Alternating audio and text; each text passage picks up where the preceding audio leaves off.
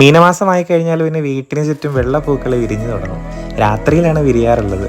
മുല്ല, അന്തിയാർവട്ടം, പാരിജാതം, പാലപ്പൂവ്, അങ്ങനെ വീട്ടിൽ തന്നെ 4 തരത്തിലുള്ള മുല്ലകളുണ്ട്. അടുക്കുമുല്ല, കുടമുല്ല, നിത്യകല്യാണി. ഭയങ്കര രസമാണ്. വീടിന് ചുറ്റും ഇതിൻ്റെ സൗരഭമായിരിക്കും. മാല കെട്ടുന്നത് ഞങ്ങൾക്കൊരാഘോഷമാണ്.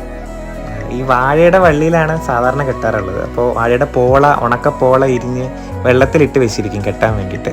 വാഴപ്പോള കിട്ടിയില്ലെങ്കിൽ തെങ്ങിൻ്റെ നാരും സാധാരണ എടുക്കാറുണ്ട്. അമ്മൂമ്മ ഇങ്ങിരുന്ന് കെട്ടും, ഞാൻ അടുത്ത് നോക്കിക്കൊണ്ടിരിക്കും. അത് കെട്ടിക്കഴിഞ്ഞ് ഇലയിലാക്കി ക്ഷേത്രത്തിൽ കൊണ്ട് കൊടുക്കും. വീട്ടിൽ എന്തെങ്കിലും ചടങ്ങുകളുണ്ടെങ്കിൽ വീട്ടുകാർക്കും അത് കൊടുക്കാറുണ്ട്. അടുത്തുള്ള വീട്ടിലുള്ള ആൾക്കാർക്കും മുല്ലപ്പൂ ഇങ്ങനെ ഞങ്ങൾ പറിച്ച് കൊടുക്കാറുണ്ട്. നല്ലൊരു സന്ധ്യ അനുഭവമാണ് ഈ മുല്ല കാലം എന്ന് പറയുന്നത്. എൻ്റെ വീട്ടിൽ ഇഷ്ടംപോലെ മുല്ലയുള്ളതായിരുന്നു. ഞങ്ങൾ അടികൂടി മുല്ലപ്പൂവിൻ്റെ സീസൺ വരുമ്പം മുല്ലയിലെ പൂ വിരിയുമ്പം ഈ കെട്ടിക്കൊടുക്കണമെന്നുള്ള ആഗ്രഹം ഉണ്ടാവും.